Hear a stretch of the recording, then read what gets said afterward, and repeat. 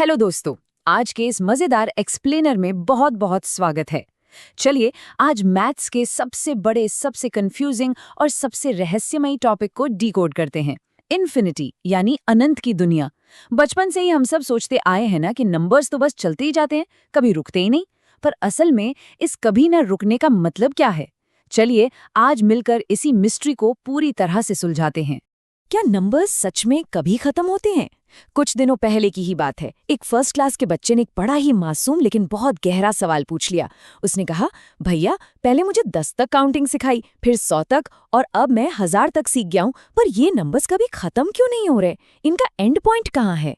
फिर उसने बताया कि उसने आसमान में तारे और समंदर किनारे रेत के कण गिनने की भी कोशिश की, पर हर बार वो गिनती भूल गया। और सच बताऊं तो यहीं से आज का हमारा मेन सवाल पैदा होता है कि आखिर नंबर्स रुकते कहाँ हैं। मैथ्स के इस दिमाग घुमा देने वाले खेल में गहराई तक जाने से पहले एल्बर्ट आइंस्टाइन का एक बहुत ही मजेदार और मशहूर कोट याद आता है। उन्होंने कहा था, दो चीजें इनफाइनाइट हैं, एक हमारा ब्रह्मांड और दूसरा इंसान की बेवकूफ़ी। और हाँ, ब्रह्मांड के बारे में मैं पक्के तौर पर कुछ कह नहीं सकता।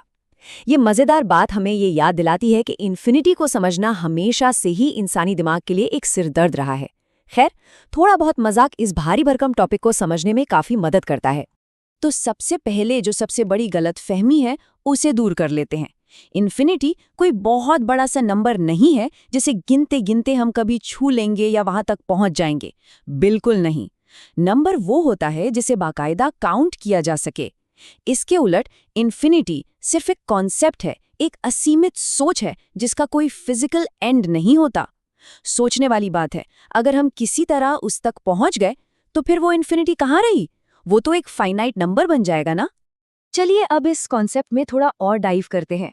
और यहाँ एक ऐसा फैक्ट है जो शायद दिमाग हिला दे। इन्फिनिटी सिर्फ एक ही साइज की नहीं होती। सुनने में अजीब है ना, पर ये एकदम सच है। कुछ इन्फिनिटीज बहुत विशाल होती हैं, जैसे आसमान के अनगिनत तारे। लेकिन कुछ इन्फिनिटीज बहुत छोटी भी होती हैं, जैसे 1 और 2 के बीच मौजूद इनफाइनाइट नंबर्स 1.1, 1.01, 1.001 ये कभी खत्म ही नहीं होते। है ना एकदम हैरान करने वाला। इस बात को और अच्छे से समझने के लिए हमें मैथ्स के बेसिक बिल्डिंग ब्लॉक्स को देखना होगा। नेचुरल नंबर्स जो 1 से शुरू होते हैं, होल नंबर्स जो 0 से शुरू होते हैं, फिर आते हैं इंटीजर्स जिनमें नेगेटिव नंबर्स भी शामिल होते हैं, और लास्ट में रियल नंबर्स जिनमें फ्रैक्शंस, डेसिमल्स और पाई जैसी वैल्यूज आती हैं। बस ये छोटे से बेसिक्स याद रखना बहुत ज़रूरी है, क्योंकि आगे के कॉम्प्लेक्स टॉपिक्स इन्हीं पर टिके हैं। और यहीं से एंट्री होती है हमारे अगले माइंड बेंडिंग कॉन्सेप्ट की, काउंटेबल इन्फिनिटी। अब ये सुनकर थोड़ा अजीब लगता है कि अनंत को काउंट कैसे किया जा सकता है भाई। असल में जॉर्ज कैंटर नाम के एक महान मैथमेटिशियन ने ये कमाल कर दिखाया। उन्होंने पता लगाया कि अगर हम फ्रैक्शंस को डायगोनली यानी तिरछे तरीके से अरेंज करें तो हम उनकी एक लिस्ट बना सकते हैं।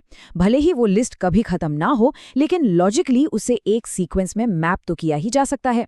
इसलिए ये अनंत होकर भी काउंटेबल मानी जाती है। लेकिन कहानी यहाँ खत्म नहीं होती। अब बात करते हैं एक और लेवल ऊपर की, अनकाउंटेबल इन्फिनिटी। ये एक ऐसी इन्फिनिटी है जो इतनी ज्यादा विशाल और डेंस होती है कि इसे किसी भी लिस्ट में डालना लिटरली इम्पॉसिबल है। रियल नंबर्स जिनमें असीमित और नॉन रिपीटिंग डेसिमल्स होते हैं, वो इतने ज्यादा होते हैं कि हम कभी भी किसी भी तरीके से उनकी एक परफेक्ट लिस्ट तैयार नहीं कर सकते। इसको कैंटर के ब्रिलियंट डायगोनल आर्ग्यूमेंट से समझते हैं। अगर एक इनफाइनाइट लिस्ट में हम डायगोनल यानी तिरछे डिजिट्स लें, जैसे 1, 5 और 9, अगर बस हर डिजिट को थोड़ा सा बदल दिया जाए, मान लीजिए 1 की जगह 2 कर दें, 5 को 6 कर दें और 9 को 0 कर दें, तो बूम, एक ऐसा बिल्कुल नया नंबर बन गया जो उस लिस्ट में कहीं था ही नहीं। हम जितनी बार भी लिस्ट बनाएंगे, हर बार डायगोनल नंबर्स को बदलकर एक नया नंबर खड़ा हो जाएगा।